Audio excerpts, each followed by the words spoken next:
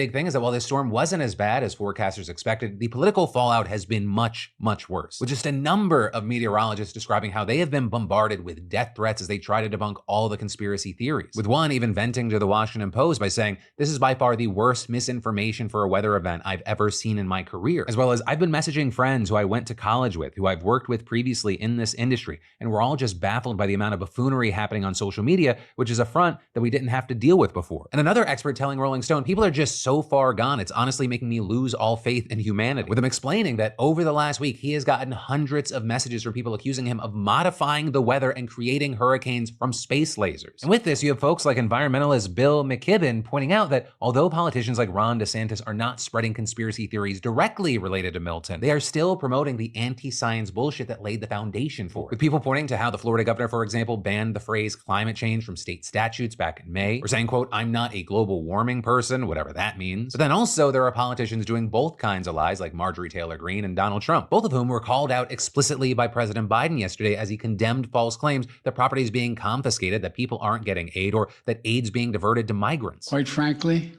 these lies are un-American. What the heck are they talking about? Stop it. It's outrageous. It's just not true. But then, separate from that shit that will either make you furious or make you kind of just have no faith in humanity, there are a lot of people putting aside politics and just trying to help. With, for example, country musicians like Keith Urban, Luke Combs, and Eric Church planning a benefit concert for October 26th to help Helene's victims. You also have country singer Morgan Wallen helping collect supplies at a food drive and donating $500,000 to the American Red Cross for hurricane relief. You got Dolly Parton donating $1 million of her personal funds to a Tennessee nonprofit and adding another $1 million through her businesses. And finally, here Taylor Swift giving $5 million to the nonprofit group Feeding America to help victims of both storms. So with that, while I commend them, like for the people that are impacted, right? I mean, we're talking about billions of dollars in damage that these storms have likely caused. So while philanthropy is nice and to be commended, what's really going to make the difference for a lot of people is insurance. And on that, we actually saw Florida officials issuing an emergency rule yesterday evening to protect homeowners against what they called unfair and deceptive acts and post-storm fraud by insurance carriers. And this, after a Washington Post investigation last year found that in the wake of Hurricane Ian, insurers inaccurately reduced people's initial damage estimates by between 45 and 97%.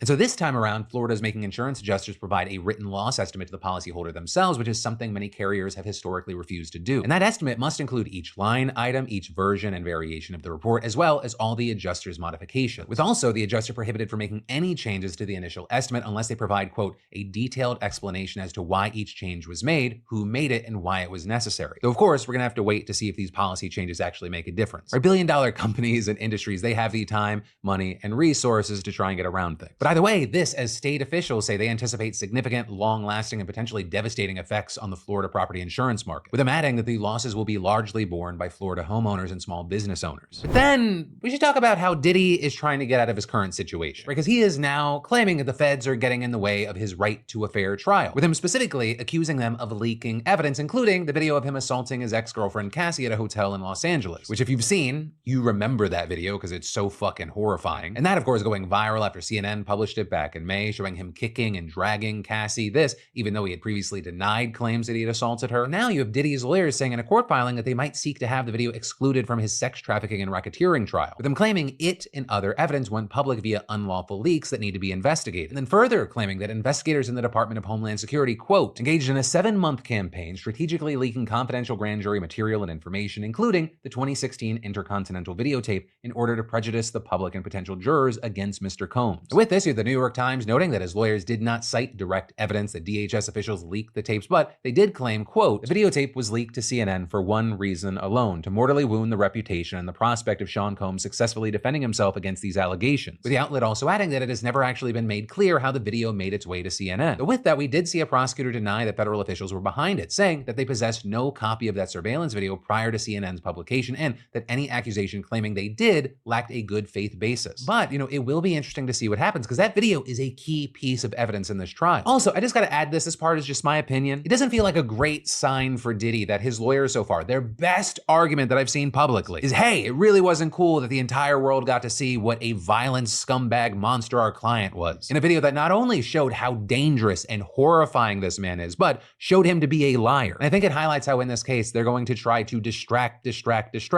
from what people have already seen and all these things that are being claimed. But then, in kind of interesting entertainment news, let's talk about the 50 most influential influencers. Because the Hollywood Reporter just posted their list, and they went beyond just like, hey, here are some popular people. And they dove deeper, arguing that their presence online shows their power and ability to dominate other forms of media. With the report specifically noting, this list is an encapsulation of the ways that comedians, writers, producers, makeup artists, interviewers, and fashion moguls have been captivating our attention and the promise they hold in the industry. And adding, Dear Hollywood, these are the TikTokers, Instagrammers, and YouTubers worth knowing and courting, the digital natives starting the trends the rest of us eventually will chase. And right at the top was Philip DeFranco. And I want to say, I expected it, honestly, but it is still an honor. I'm kidding. I'm not on the list, nor should I have been. Though I also will say the list didn't make it super clear as far as ranking, right? There was no number 1 through 50. Instead, it was kind of just a shotgun blast. So at the top of the list was Adam Faze, a producer and the founder of a content studio that makes short form shows like Boy Room. He kind of hit on the whole theme here, noting that before being a creator, he was attempting to sell TV shows and movies in Hollywood, but now his content's actually getting seen by young people. Also on the list, you had people who have turned their online fame into podcasting ventures like Brittany Broski and Alex Earl, with other staple names popping up like Charlie D'Amelio, Tana Mojo, Kai Cenat, as well as others sort of using their followings to boost potential traditional entertainment careers, right? Like Jake Shane using his stardom to interview major celebrities, and Sabrina Breyer and Benito Skinner, who have gotten TV gigs from their online content. You also had Leve, after building an online following, she has a Grammy and has toured venues like the Hollywood Bowl. You also had the fantastic YouTube OGs, Rhett and Link, right? They've built an online empire with Mythical Entertainment. And if you want to see the full list of 50, I'll link to it in the description. But I will say, well, I know that everyone's gonna have different opinions about different creators on this list. As someone who's been doing different versions of this for like the last 18 years, I really love seeing a lot of this. We're in a world where mainstream popularity and internet stuff, it constantly intersects. We're having that big online celebrity. It's not just a big get for your show now, but it's an obvious thing for those people to do. I mean, there are fucking presidential candidates making the rounds on podcasts. And I know there's good and bad that comes with like the mainstreamification of online stuff. But once again, as someone that's been doing this long enough where for more than a decade, people were like, get a real job. I fucking love it. But all that said, I know the internet is a very big place. So I want to ask you watching right now, who are your top 3 influential creators? Which I know is a hard question because even after I posted it, I was like, I don't know if I could narrow mine to 3. So I'm not gonna, because I'm gonna hurt some feelings on accident.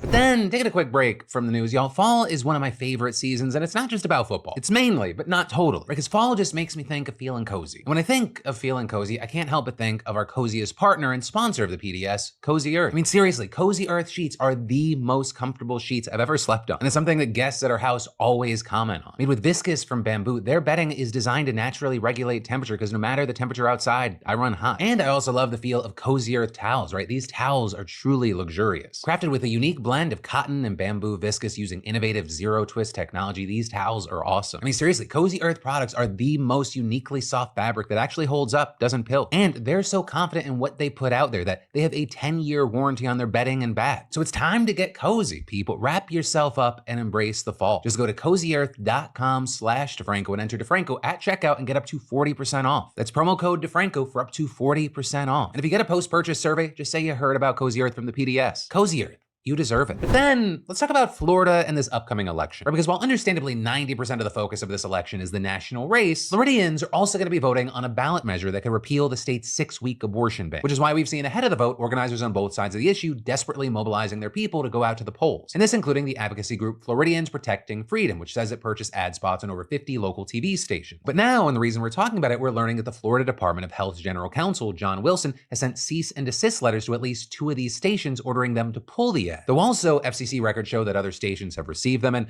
Floridians Protecting Freedom say most of the more than 50 have as well, which props up the question of what is in this ad that's so bad it's literally criminal. Well, with that, I figure let's just play it and let's see if you can figure it out. When I saw the tumor on the MRI, my first thought was, am I going to be able to see my daughter again? The doctors knew if I did not end my pregnancy, I would lose my baby, I would lose my life, and my daughter would lose her mom. Florida has now banned abortion, even in cases like mine. Amendment 4 is going to protect women like me. We have to vote yes. Now with that, if you're left thinking, where was it? What is it? You've got folks saying it's pretty much indistinguishable from any other pro-choice political ad that's out there right now. But not according to Wilson, who argues that it violates Florida's sanitary nuisance law, which is a key thing is usually used to charge people for stuff like overflowing septic tanks or unclean slaughterhouses. And then for those of you out there saying, but aren't political ads free speech, Wilson has an answer for that as well, arguing that this one isn't because he said it is false and it is dangerous, with him explaining that women who have, quote, pregnancy complications posing a serious risk of death or